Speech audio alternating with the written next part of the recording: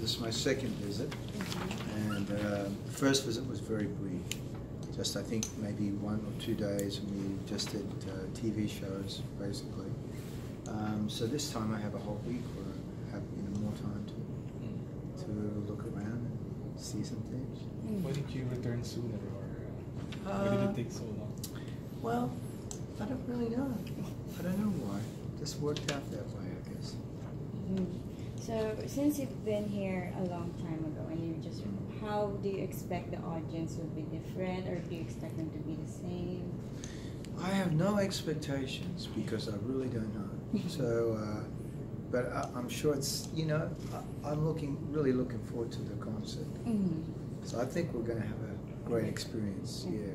Can you talk to me about how the combination with Joey G and Jinky Vidal came about? These artists were suggested to me, and I listened to them and went, yeah, these guys are so great. So I'm really looking forward to, both great voices. So I'm really looking forward to it. Yeah. So what should we expect from the three of you? We are going to do, I'm doing duets with Joey and with Jinky. Yeah. Which songs? Do you, is it? Surprise. Okay. In co-writing Heaven Knows, when did you realize you have something special in your hands? I think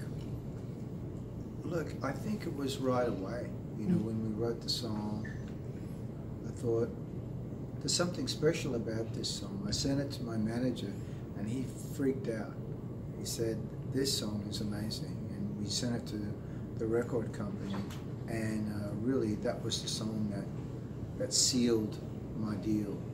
I went into the record label and played the song live for them, and every time I played the song, it had a big impact on people. And that's when I started to realize this song has something special. And it's interesting because as a songwriter, I don't feel like I can always take credit because, songs come through inspiration, melodies, ideas, words, the music. I sat down at the piano and started to play the song as if it was a song I already knew.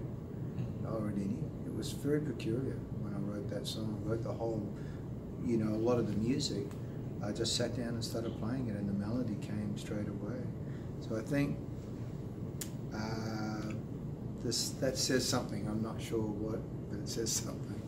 Has the song gained a different kind of texture or layer as the years progress, and looking at it now from Wise and Dice?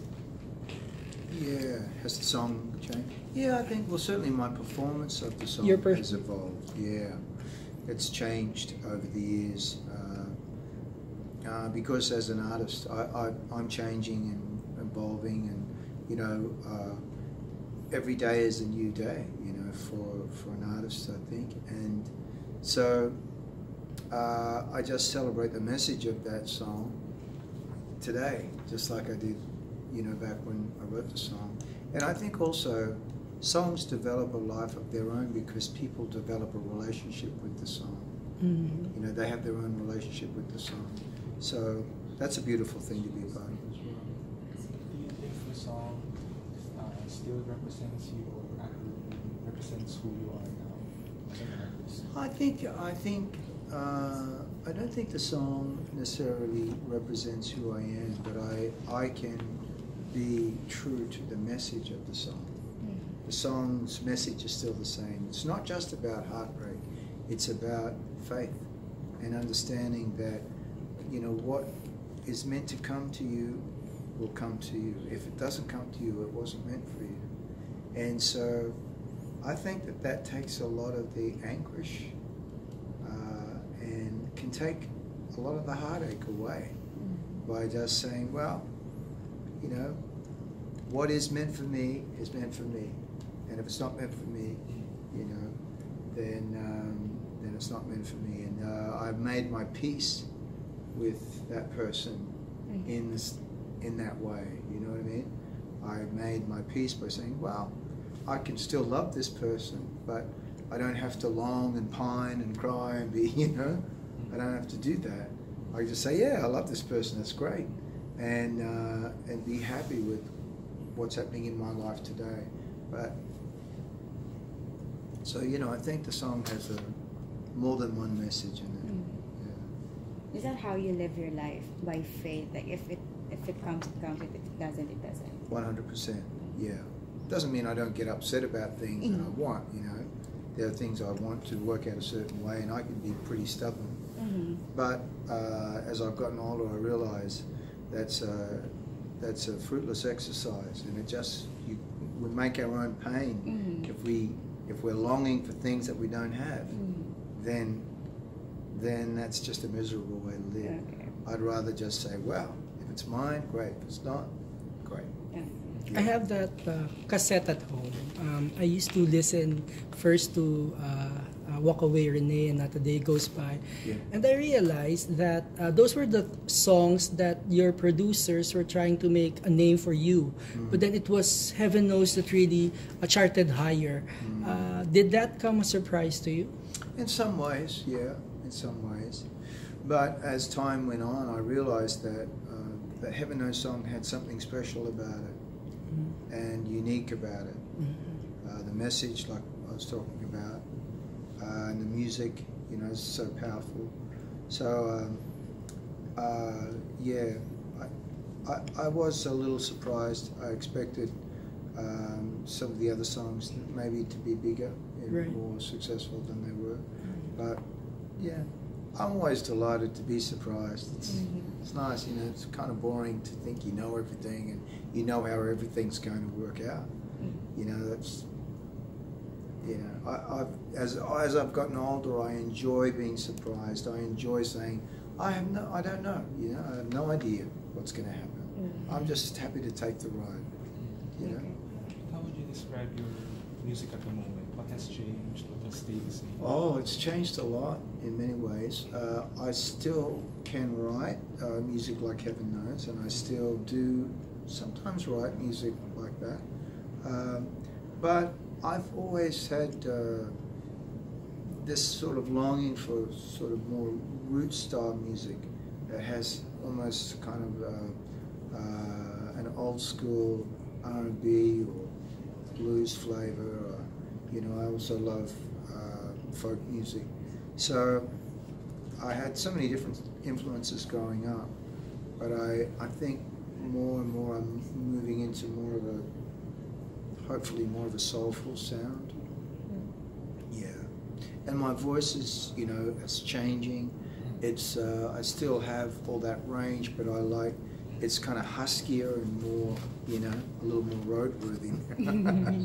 Which I like. It's funny, when I was a kid, I always wanted a husky voice.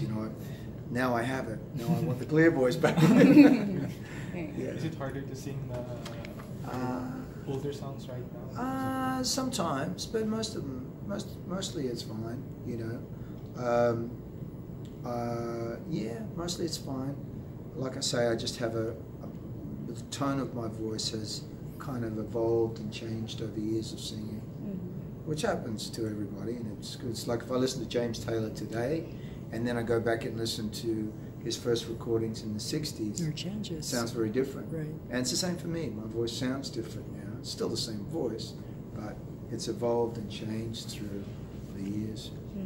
Your last album was California Dreaming in 2017. Any other project we should look forward to in 2019? Yes, I'm doing a new album of my own music. Your own music this year. Yeah. And a lot of songs that I'm very excited about. I have a song that is a tribute to Aretha Franklin. Yeah, she was a big inspiration for me. So yeah, the new album will be it's leaning more towards kind of my soul influences, I think. That soulful vibe you're going for. Yeah. Okay, when do we expect that? Well, I hate to say when, because I can't say for sure, but I'm going home I live in America now, so I've been living there for a long time. And I have a studio in my house, so I'm going to be recording as soon as I get back. So About that other hit, at least in the Philippines, Nothing Can Stop Us Now. Can you tell us about it? Yeah, I think just one of those songs that I wrote it with two other people. And it really is, like I say, the antithesis of Heaven Knows in many ways. it's a celebration of being in love and how wonderful that is. And I really wanted that. I had a lot of songs about heartbreak, I guess, or, you know, because I love, you know, Songs I love a song to break my heart. I love it. Well, welcome you to know? the Philippines. Yeah. Yeah, we love that too. For whatever reason, us human beings, we like to take that train ride into heartache, you know, Yeah. and sort of try to come out the other end. And I think also too, in our heartache, we don't want to be alone in that. It's nice to have a song or a story or a conversation with people that have shared that experience, you know. I think it gives us strength to get through those difficult times. But yeah, Nothing Can Stop Us Now is a different kind of song together. It's a celebration of love. And I think many people are surprised to find out it's your song, because Heaven Knows was so big. It's like, this is not right. You already have a big hit. And now here comes another years Here later. comes another one. Here comes another one years Here later. comes another one. Good for you. Yeah. Thank you. I think it's going to be a Valentine's post-Valentine's Day show. So I'm just curious if you actually celebrate that, or a big Valentine's Day kind of guy. You know what? Yeah, I do. I do celebrate Valentine's Day. Yeah. I think it's it's a lovely thing to celebrate. Yeah. Are you the type to do grand gestures or? Yeah, well, you know, the usual things. I love flowers. I love buying flowers. I buy flowers for myself, you know, not on Valentine's Day. But, you know, I love flowers. I love going and eating in beautiful restaurants and things. And it's a lovely time to celebrate, you know, that special relationship that you have with somebody. Which younger musicians do you listen to now? There's a couple of people that I really like. I love Norah Jones. I love Alicia Keys. I love James Bay. I really like. Have you heard James Bay? Yeah, really like him. Who else am I really loving? I love Adele and some of her songs. And I love this woman. She just won Album of the Year, Casey Musgraves. Have you heard of her? Yes. I've been really enjoying her music for a couple of years now. She's a really good writer, and I like her songs. I like the sound of her records. Yeah, so many great new artists. Yeah, it's exciting. But has that music changed over the years? You've been in the industry for such a long while. Oh now. yeah, I mean, I was a child performer. Yeah. Performing when I was a kid, from 8 years old. And how different is the music then and the music now? At least the music you listen to. It does a circle, you know. I see with Alicia Keys, like she's harking back to Stevie Wonder, Donny Hathaway, Aretha Franklin. You know what I mean? She's doing it in a new way. She's putting her own twist on it, but she's drawing from that well. Okay. And that's what I think happens with music, like with the California Dreaming Yeah, album. you did 67. We were going back and sort of paying homage and saluting those singers and songwriters that started that style Like Neil of music. Young? Neil Young, James Taylor, Jackson Browne, Crosby, Stills and Nash, the Eagles, you know, the Mamas and the Papas, you know, the Byrds. Those guys were making some incredible music. So I think what we do now is we draw on all of that well, and all of the new music, all the new music that's coming into the well, you know, we'll continue to draw on that as well. I mean, I listen to an Alicia Keys song and I get inspired to write. I listen to Norah Jones, I get inspired to write. James Bay, I get still inspired to write. And that's what it's about. Music's inspirational. You know, that's why even if you're not a musician, you love music because it touches your spirit. It communicates with you on a level that is beyond words. Has a fan ever approached you and said, your music saved my life, you know? Yeah. And I don't say that from an ego point of view. It's just true. Yeah, I had that recently at a concert. 2 women came up to me and we all wept because she was telling me that she was suicidal and that some of the songs that I had written, she was playing them over and over, and to sort of to try to comfort herself. And it's just, I guess that's just the way it is for some of us. You know, music can be there when you're celebrating, and music can be there when your heart's broken. It covers every territory, every emotion, every experience. But it's been lovely, you know, because I've written songs for my son and my family, my mother and my father, and you know, my grandparents, my sister. So people a lot of parents have played those songs when their kids are getting like confirmed or having their first communion, or you know, at their 21st birthdays, or you know, graduation, all that kind of thing, where a parent wants to express something, express their love to their kids. Some of my songs translate well for those kind of occasions, and that's just as pure delight for me when people tell me that. I think, wow, that's good. I'm really happy.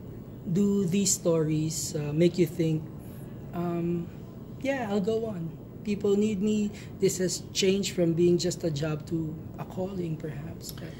Yes. I think music is a calling. I think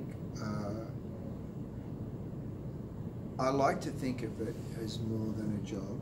It is a job. That's how I make my living. But when you have that experience of knowing that a song that you've written has touched a person, or carried them through a difficult time, or helped them to celebrate something in their life, you realize, wow, there's something about this that's more than me, it's bigger than me. So like, I'll write something, but like for Heaven Knows, for instance, that song is much bigger than me, you know. It's like the song has a life of its own. And when I sing it now, I have a sense of reverence for the song and where the song has taken itself, you know. So yeah, I think it is a calling in a way. It's a service role, if you like. You know what I mean? I think of it as I can put it in that framework of its service to people, and I like that. It's nice to feel like, you know, you're contributing something of value to the world. I think that's why every musician that is so successful musician, they are so because they stand for something. Yeah, I think so. I mean, we're all egomaniacs in a lot of ways, right? You know, every performer has this burning desire to be in front of an audience for whatever reason. You know, it's nice to be noticed, and it's nice to be to have that feeling of power, that and aliveness that you get with an audience. But yeah, it's a shared experience, and yeah, it's a very powerful thing. I've lost my train of thought. I can't remember what I was going to say. You were saying, what was your That question? I think every musician, that's why even when a musician has been there for years and years, people scream even when they become more mature. It's because we're no longer screaming for what we see, but we're screaming for what you stand for in our lives. Yeah, absolutely. Yeah, I think that for, you know, as a fan of music and musicians myself, like when I think of James Taylor, I'm very moved by what he does, because when I was a 12, 13-year-old boy sitting in listening to his records and trying to work out what he was playing, and then as I got older and more mature, I started to understand what he was writing about. I thought, wow, it's so powerful. And so yeah, I can see that people like him stand for something. You know, they have a code in a way, you know, and I like that. So, and it gives, I think, as artists, it gives us a direction to go in, you know, to follow a path, you know, of what's important to us. You know, as artists, I think often strikes a chord and is important for other people. Just going back to the project, are you going to perform full band, or is it going to be acoustic or Acoustic, intimate type? yeah, solo acoustic. I love playing acoustically because I've been playing all my life. Shows like that, you know, I started playing on the back doorstep of my house, just acoustic guitar, and the piano I play as well. So it'll be nice. It gives you a nice freedom with the arrangements to go wherever you want. Do you realize how many women swooned over your long hair back in the day? Yeah, I heard about that. Yeah, they did. Yeah. It's funny, isn't it? It's yes, it was very flattering. I enjoyed that, you know. So, but it, you know, I couldn't. I've only just started to grow it back again in the last couple of years. I had it short for many years. It was a relief to cut it all off, actually. Oh, one more question. I know you worked with Jack Jones. Yeah. I think you did concerts together. We never played. Or- Oh yes, yes. yes. Not recently, but back in the '90s, we played a lot together. Yeah. Okay, how do you find him? And did you go surfing together? We came up together in the music industry in Australia. He had a Mm. band called the Southern Sons, Right. and we had records in the charts at the same time. And as soon as his record came out, I saw him playing and singing. I just thought, you know, he's so phenomenal. He's so good. So we connected right away. And then in the later '90s, we had an opportunity to tour together. So we became good pals. You know. Thank you.